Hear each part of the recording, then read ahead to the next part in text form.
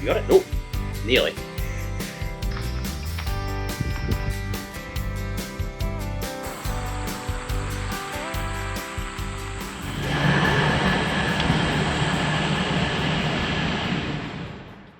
G'day guys, it's Mark here from North Oz, and in today's video I'm going to be taking you with me on a 3-day trip to Cardwell. So the plan is go down Cardwell, we're going to do a little bit of off-roading, just test out some of the suspension. You guys have been asking me for a bit of an off-roading video, so I'm going to chuck in some clips of that, but I'll do a dedicated off-road video for that as well. And yeah, there's not going to be too much talking in this video, guys. I'm just going to show you just some of the stuff that I'm using. I'm testing out a lot of new gear. Today I'm testing my new tent, 6-person Coleman Instant Up. I'm going to give that a go. I've also got a June mattress, self-inflating mattress I'm going to try out as well. Ginger's trying out some new gear as well. My dog, I got her a new harness, so she'll be testing out some of that. She hasn't had a new harness for a little while now, so that'll be good for her to try. Didn't want to leave her out, you know.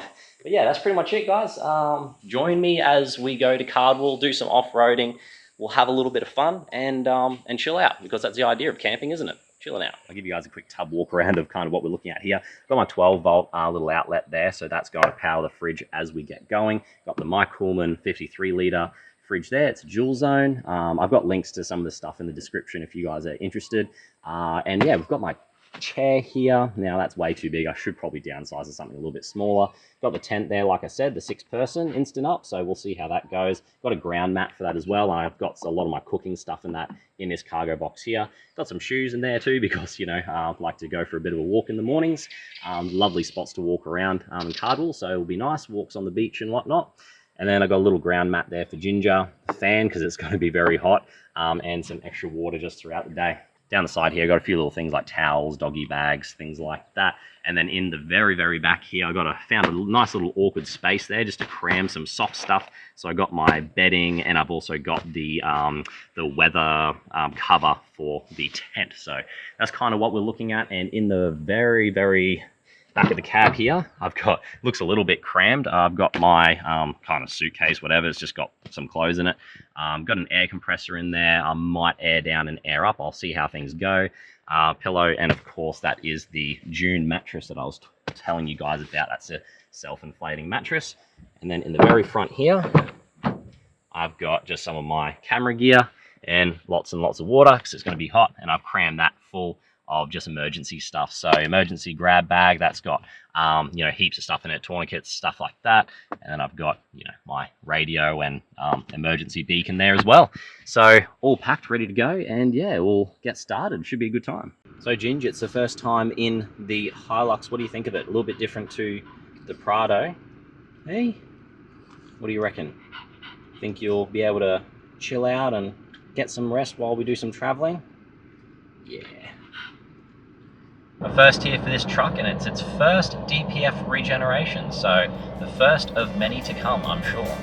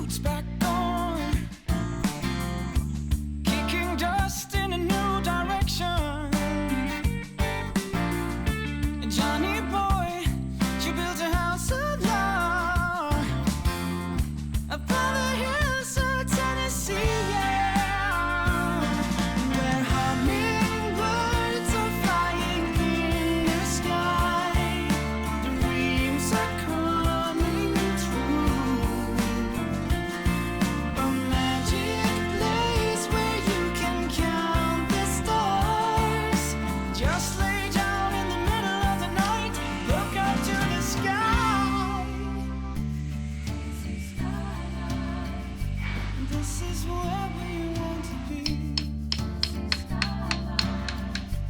This is the place for you and me. Yeah, this is where we wanna be. In Tennessee, in Tennessee, in Tennessee, yeah. Where hummingbirds are flying in the sky. Dreams are coming true. A magic place where you can count the stars. Just lay down in the middle of the night, look out to the sky. Hummingbirds are flying in the sky. Dreams are coming true. A magic place where you can Yeah. So for me, I always travel with some canvas bags. I'll leave a link to some in the description, similar to what I use. Canvas bags are good because they keep all the water and dust and stuff out of your sheets that you don't really want to get dirty, so or wet. So yeah, handy. And you know, having bags are good because you can just stuff things into them, kind of like a big sleeping bag, you know. But I like to, you know, travel with a little bit more comfort, like a sheet and a doona and stuff. So having a canvas bag that you just stuff things into is a pretty good option. If you don't have one, I suggest you pick one up.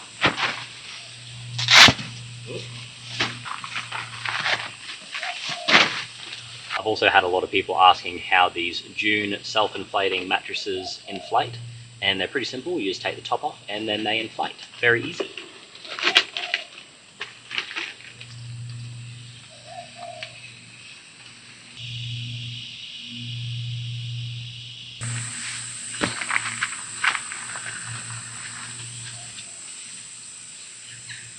I can't sniff my armpits.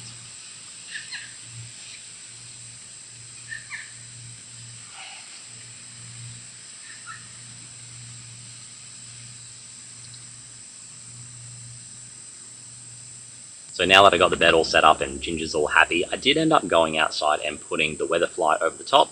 So they said there was a 10% chance of rain, which, you know, I don't think it's going to rain anyway, but I thought I'd put it up anyway. And there's no harm in it, actually, because it doesn't really block any of the ventilation. The windows are the same size on the outside as they are for, like, the inner shell. So that's not an issue, but two issues that I did find is that these windows don't go all the way down to the floor, which, I mean, they could have easily just put the zips going all the way down.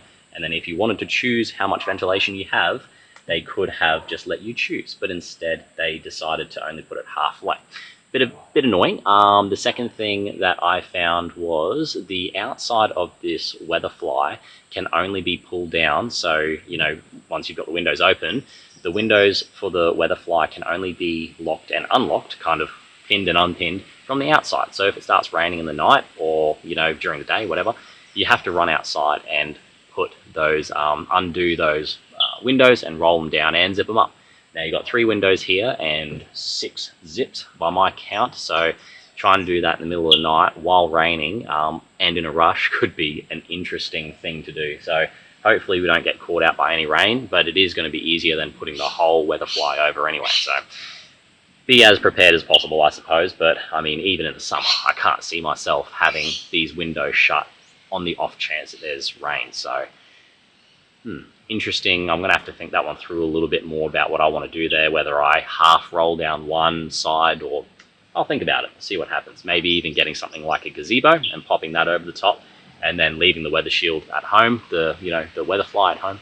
Maybe that might be an option. But anyway, they're kind of my thoughts at the moment after setting up camp, and yeah, and that's pretty much going to be today, really. I'm going to make up some dinner. I'll probably cook up something pretty easy, like a steak and veggies, something like that. I've got Mum and Dad here as well in their caravan, which is pretty cool. Yeah, that should be pretty much today sorted.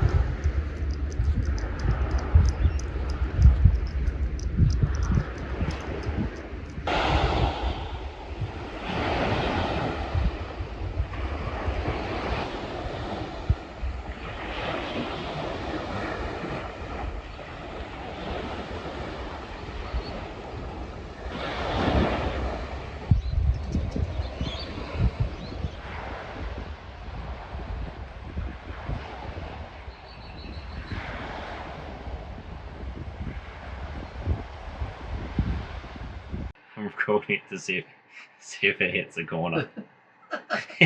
It doesn't hit the corner. You know No, why it's it getting doesn't further hit away. the corner? Why? It's the Because wrong it's shape. oval. Square. Was it square peg in a round hole, whatever? Okay, this is it. Here we go. Oh. Ah, that was pretty. That was pretty good.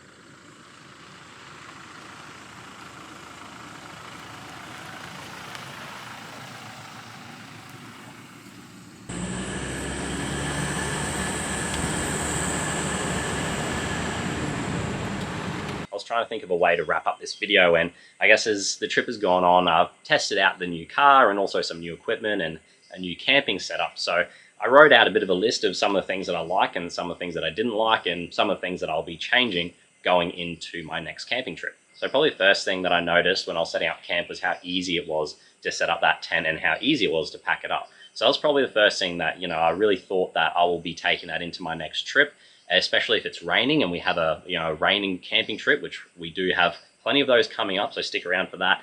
And I was just thinking, like, if it's raining or whatever, it's easy to pop that up, easy to get the weather shield over. I can have the whole thing set up in about 3 or 4 minutes. So that was probably the first thing that I really liked. And the second thing was buying that footprint was really handy because I could see where the tent is going to be set up without actually having to set up the tent and drag it over rocks. So that floor, that kind of footprint, that worked out really well also. So that was a good purchase and I got it on sale, so even better again. The Hilux power setup surprised me good and bad. It surprised me good because it's got actually a better battery in it than I thought. It's got kind of like a dual purpose sort of a battery in the engine bay, which means that I'm able to power my fridge for at least a couple of hours after I pull up to a place. So that means I don't have to rush getting back into the car after saying go, stopping off on the side of the road and, having a quick swim, something like that. So I know I don't have to rush to get back to the car and my battery isn't going to die and, the starter battery isn't going to work. So that was something that I liked about the power system that Toyota have put into the Hilux. The thing that I didn't like is that it still uses a traditional accessory socket, which meant that it wiggled free when I was doing the dirt roads. I didn't realize until I got back to camp that it had actually wiggled free and my temperature in my fridge and my freezer had gone up by about 6 or 7 degrees. So a little bit annoying, and I probably will have to change that to an Anderson plug if I want it to be useful at all, but I will be getting a dual battery setup put in the next couple of days anyway, so it's not that big of a deal, and I'll have an Anderson outlet for that, so I can still keep the that factory accessory socket. I can still keep that for just basic accessories like powering the fan and stuff when I'm stationary, but if you're out doing dirt roads and that, even doing the twist and lock situation that it has on the accessory plug, it still didn't work. So that was something that kind of annoyed me a little bit. Something that surprised me was that there is absolutely no dust in the tray. So I did about 2.5 or 3 hours of dirt roads over the last couple of days, and there is not a speck of dust in the tray, which surprised me, seeing as that tray lets in water. I think it might have something to do with the roller top. That surprised me. I thought that it would be filled with dust. That's why I made everything dust proof. I put everything in canvas bags, but I didn't actually need to do that. There wasn't a speck of dust in there. So whatever Toyota have done to seal that, the whole tub area, they've done a terrific job. So one thing that really stood out to me doing a few hours of dirt roads and dirt tracks and some pretty sketchy gravel roads as well was the fact that the Hilux is not as capable on those roads as the Prado. The Prado is a lot more safer. The tail on the back of the Hilux does get out of shape. So that's something that I need to just consider and contend with, and also might have to change the tires to try to bring it up to the level of what the Prado was. Not that the Prado had upgraded tires, but it definitely felt a lot more secure on the dirt road. So I need to try and bring the Hilux up to that level so I can have that confidence when I'm traveling at a greater speed than just 60 kilometers an hour. So even on the road as well, I did notice that the cabin intrusion is a lot more on the Hilux, not as comfortable. Ginger was bouncing around a little bit more. So, I do feel like that there is a downgrade in the ride quality. That was something that I noticed. And on the road and off the road, I noticed that the Hilux isn't as capable, so there may be some things I need to look at there to try to bring it up to the level of the Prado. Things like maybe doing a suspension upgrade in the future. We'll see what happens. But don't get me wrong, the Hilux is still very capable off-road. Like I said, I've got that off-road review video coming up, and it was fine. Like every now and then it got a bit out of shape, especially when it was in 2 high. But once I had it in 4 high, it was fine. So like I said, keep an eye out for that off-road review video coming out. And if you want more details on how it works, make sure you look at that. And the other thing that was annoying, just going back to the camp setup, was the tent pegs were too weak. When I was packing up, I didn't even realize, but I didn't film the pack up because it was the same as the setup, just took me a little bit longer. Taking the tent pegs out, I didn't even realize that I'd actually bent a lot of the pegs, so I'll be replacing those factory pegs at Coleman Supplies. I'll be replacing those with some more beefier pegs. One of the things that really annoyed me was packing up this morning. It was the mattress. That was probably the biggest thing that took me the most amount of time. It took me about maybe 45 minutes, 50 minutes to pack up my setup today, and 15 minutes of that was the mattress. And it's just so hard to get that air out. It's easy to set up, you roll it out, you take out the plugs, and it just sets itself up, but the pack up is annoying. So I'm not sure what I can do about that. There's no real technique that I can try that will make it roll up faster. I've tried everything.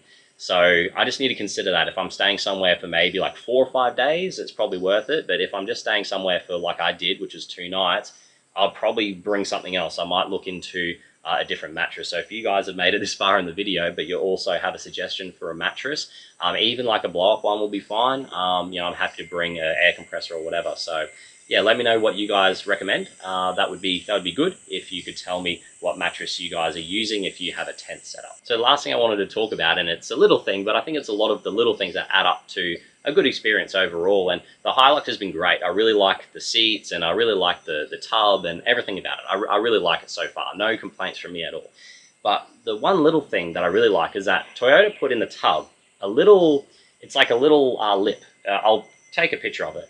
It's like a little lip that's kind of like a skid plate that sits between the tub, and it kind of joins the tub to the weather sealing around the tub. Now, what that does means I can drag things like cargo boxes over the top of that skid plate, and it won't damage the weather sealing that goes around it. So that was just a little thing that I really thought it was well thought out. I think they did a terrific job on that, and I could see how that would be a problem, because I had that same sort of problem in my Prado once I took out the seats, and that weather sealing would sit above that cargo space. When I was dragging things across it, it was damaging the weather sealing. So I just thought that was a really well thought out idea that Toyota had, and it'll save me a bit of money, but it was also just nice just being able to drag that cargo box in and out and not have to worry about damaging anything. Ginger's catching flies, not very successfully at the moment, but she's having a go at it. Have you got it yet, Ginger? Have you got it? Oh, nearly. So that concludes our camping video. I didn't really want to film absolutely everything because I didn't want to feel like I was bound to the camera for the whole trip. You know, I want to actually get out and enjoy what I'm doing as well. So it's a fine line. But if you guys did enjoy this video and you want to see more of these types of videos, let me know. Like the video, that lets me know straight away, of course, but also put a comment in there. It's always nice to see your comments too. And yeah, I really enjoyed this trip. It was good to get out on the same tracks that I did in the Prado and test out my Hilux compared to that. So that video is going to be coming out because there was just not enough room to put into this video that as well, because that's going to be about a 20-minute video in itself. And yeah, it was just a good time, guys. Like, there was a bit of a breeze around as well, not at night time, but during the day, so it's not too hot like it is now. It's pretty good. Ginger had a good time. You know, we went and did lots of walks and went to lots of beaches and stuff. So yeah, it was a good time and it was good. Thank you guys for putting in the comments that you wanted to see these camping videos. If there's something that you would like me to show you in the camping videos in the future, give me some ideas, because I don't really know what to put in these camping videos. I normally do like more informational type videos to help you guys get out and explore and, you know, camp and stuff. So, you know, if you have any suggestions, put them in the comments section and it might give me a little bit more direction with these videos. But otherwise, I'll just keep doing what I'm doing here. And we've got more informational type videos coming out in the future. But yeah, like I said, if you want to see more of these camping type videos, let me know with a like and a comment. And obviously, however many views this gets as well is normally a good indicator. But I actually really enjoyed filming this this camping video. It was kind of nice not to have to just kind of script out a video. I just kind of filmed whatever as I was going and shared my thoughts as I went. And yeah, it was a good time. And it's great that I get to take you guys along with me. Technology is a wonderful thing. Alrighty, guys, I'm going to leave it there. Ginger and I are going to go on one little walk. To finish up, we are at the Cardwell Lookout, so we get to have a look over Higginsham Brook at the moment. So it's a beautiful place here. Really like Cardwell. Lots to do. Still more for me to find around here too, so I'll definitely be coming back shortly. But yeah, there's a nice little walk up here. If you guys ever come up here to the State Forest Drive at the beginning of it, at the lookout, you can do a couple. There's a channel lookout, which is a short walk. There's a island lookout as well, and there's also another lookout too. It's a Rockingham Bay. So they go for about, they say 650 meters, but it doesn't tell you if it's a round trip or not. So we'll see how we go. We'll walk for a little bit and we'll see what happens. But guys, that finishes today's video. Thank you for joining me, and I'll see you down in the comment section. Thanks for joining us.